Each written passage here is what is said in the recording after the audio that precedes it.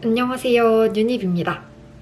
2월 초에 합격자 발표를 했는데 벌써 3월이네요. 제가 재수할 때 이맘때쯤부터 교육과정 원문을 읽기를 시작했던 것 같아서 그 시기에 맞게 영상을 찍게 되었습니다. 자료 공유는 영상 후반부에 안내되고요. 오늘 영상도 공부하시는데 도움이 되었으면 좋겠습니다. 그럼 교육과정 영상 시작합니다. 교육과정 목차는 이렇게 이루어집니다. 이번 영상에도 이전 영상들과 같이 유의점이 있습니다.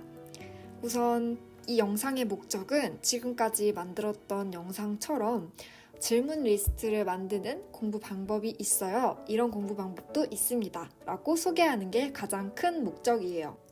제 교육과정 공부의 암기 범위를 공유하는 것은 목적이 아닙니다.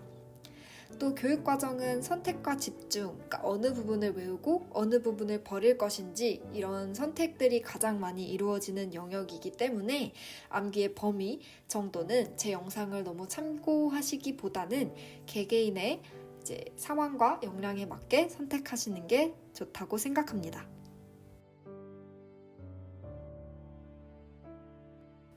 파트 1에서는 전반적인 저의 교육과정 공부 방법을 소개하겠습니다. 우선 저는 교육과정 공부를 위해 교육과정 원문집을 따로 만들었습니다. 보통은 교육과정 미니북 혹은 자료 구매를 통해 얻으신 예쁘게 정선된 교육과정 PDF 자료들을 많이들 활용하시는데요. 저는 원문 파다 보니까 교육과정 문서 자료가 가장 눈에 잘 들어오더라고요.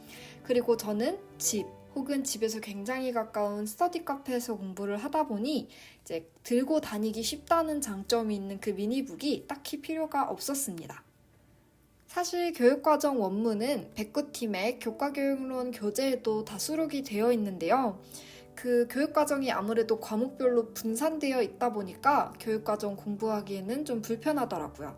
그래서 저는 다음과 같은 방법으로 교육과정 원문집을 그냥 인쇄해서 활용하였습니다. 교육과정 원문 자료는 그냥 네이버에 2025 교육과정을 치면 이런 화면이 나옵니다. 여기에서 과목별 교육과정을 클릭하면 과목별로 교육과정 원문을 다운받을 수 있는 페이지가 나옵니다. 이렇게 원문을 확인을 했으면 원문을 꼼꼼히 읽어봤어요. 처음에는 암기를 하지 않고 한 두세 번 정도 꼼꼼히 읽기만 했습니다. 3, 4월 시간이 많을 때부터 꾸준히 읽으며 내용을 이해했고요. 이때 읽으면서 질문 리스트를 함께 만들었습니다.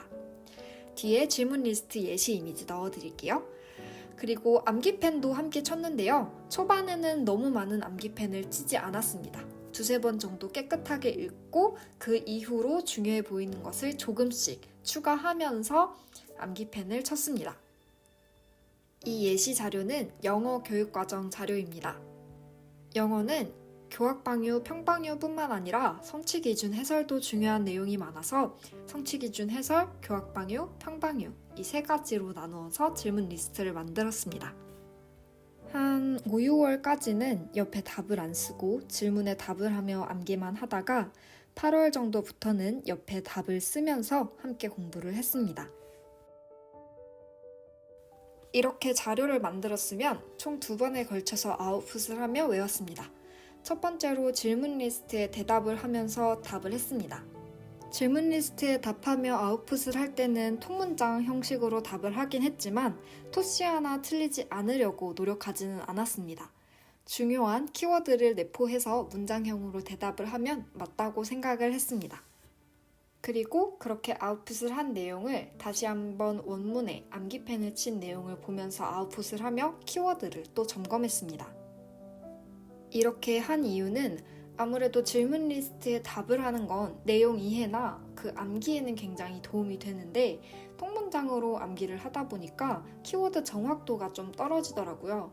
하지만 시험에서 보통 채점이 될 때는 정확한 키워드를 쓰는 게 중요할 때가 많기 때문에 키워드 정확도를 암기하기 위해서는 암기펜을 또 추가적으로 아웃풋을 했다고 보시면 됩니다. 이 영상은 제가 실제로 질문 리스트와 암기펜을 친 원문집을 활용해서 아웃풋을 하는 영상입니다. 보시면 질문 리스트에 답을 하고 또 키워드 정확하게 말했는지 점검을 하는 두 가지 방법이 잘 나와 있어요. 이렇게 질문 리스트와 암기펜으로 제가 어느 정도 암기가 됐다고 생각을 했을 때는 다른 사람이 만든 교육과정을 자료를 활용해서 아웃풋을 해보기도 했어요. 초임공 같은 자료 나눔 사이트에서 이제 교육과정을 검색을 해서 아웃풋을 할 수 있는 형식의 교육과정 자료를 다운받아 활용했습니다. 이렇게 다른 사람 자료를 통해 아웃풋을 하면 많은 장점이 있어요. 우선 제가 분명히 외웠다고 생각을 했는데 그 자료 안에서 자료 내 이미지로 위치만 기억을 하고 내용은 안 외워진 경우를 다른 사람 자료를 확인하면 안 외워졌다는 걸 확인을 할 수 있었고요. 또 제가 질문 리스트나 암기펜을 친다고 쳤는데 중요한 내용을 빠뜨릴 때가 있어서 다른 사람 자료를 활용하면 그런 부분들을 발견할 수 있기도 했습니다. 무엇보다 진짜 외운 제 것으로 만든 외운 내용은 형식에 상관없이 아웃풋이 가능하기 때문에 정말 내가 이걸 외웠는지 확인할 때는 다른 사람 자료로 아웃풋을 해보기도 했어요. 주로 질문 리스트와 암기펜으로 아웃풋 암기를 했고 점검을 할 때 부가적으로 다른 사람이 만든 자료를 활용했다고 보시면 됩니다. 그런데 교육과정 질문 리스트는 좀 생소한 방법이다 보니까 어떻게 만드는 거지? 궁금하실 수도 있을 것 같아서 예시 영상을 준비했습니다. 지금 보시는 교학방유는 5.6 영어 쓰기 교수학습 방법 및 유의사항입니다. 여기 내용을 활용해서 예시를 보여드릴게요. 예를 들어 이 내용, 이 교학방유를 읽고 질문 리스트를 만든다면 우선 교학방유 내용을 읽으면서 중요한 내용을 확인했어요. 가르치는 내용, 방법, 혹은 강사분이 찝어준 내용을 주로 중요하다고 체크를 했습니다. 듣고 쓰기에서 소리와 철자 관계를 생각해보면서 쓰도록 지도한다는 내용이니까 듣고 쓰기를 가르칠 때 그 과정에서는 어떻게 지도해야 하는지 지도 방향, 방법 등을 질문으로 만들었어요. 그리고 어떤 피드백을 제공하는지도 중요한 내용이니 어떤 피드백을 제공하는가? 듣고 쓰기 지도 시 어떠한 피드백을 제공해야 하는가 등으로 질문을 만들었습니다. 그러면 이 질문에 대한 답은 학습자 스스로 철자 오류를 발견, 수정하게 돕는 다양한 교정적 피드백 이런 식의 맥락으로 대답을 했습니다. 그리고 암기펜을 칠 때는 소리와 철자의 관계 이런 식으로 쳤는데요. 왜냐하면 성취 기준에도 자주 나오는 단어이기 때문입니다. 그리고 원문을 꼼꼼히 읽고 질문 리스트를 만들면서 이런 교학방유 내용이 있으면 다음과 같은 수업 과정을 상상해봤어요. 이게 교수 학습 방법의 유의사항이잖아요. 이 유의사항을 지키지 않은 수업사항을 생각해보는 거죠. 학습자가 스스로 발견하게끔 지도를 해야 되는데 교사가 그냥 교사 스스로 발견을 해서 수정하고 주는 수업 상황이 있다면 이 수업 상황과 관련해서 답을 해야 하는 교육과정은 이 교육과정이 되겠죠. 그래서 이런 식으로 문제가 나올 수 있겠네? 라고 생각을 하며 읽고 질문 리스트를 만들었습니다. 파트 3은 뭐라고 제목을 해야 할지 몰라서 우선 장점이라고 하긴 했는데요. 장점이기도 하고 제가 이 방법을 활용한 이유이기도 합니다. 제 특성에 기반한 이유인데요. 혹시 저랑 굉장히 비슷하거나 이 이유에 약간 동의를 하겠다, 나도 이렇게 생각한다 하시는 분들은 질문 리스트라는 방법을 시도해 보셔도 좋을 것 같습니다. 우선 전 공부 안 한 범위가 있다라는 거에 굉장히 스트레스를 받는 타입이라서 교육과정을 꼼꼼히 보고 싶기는 했어요. 선택과 집중을 해서 버리는 사람도 굉장히 많은 부분이지만 저는 보고 싶었는데요. 통암기는 제 머리로 도저히 안 되겠더라고요. 그래서 통암기는 안 되는데 교육과정은 꼼꼼히 보고 싶었고요.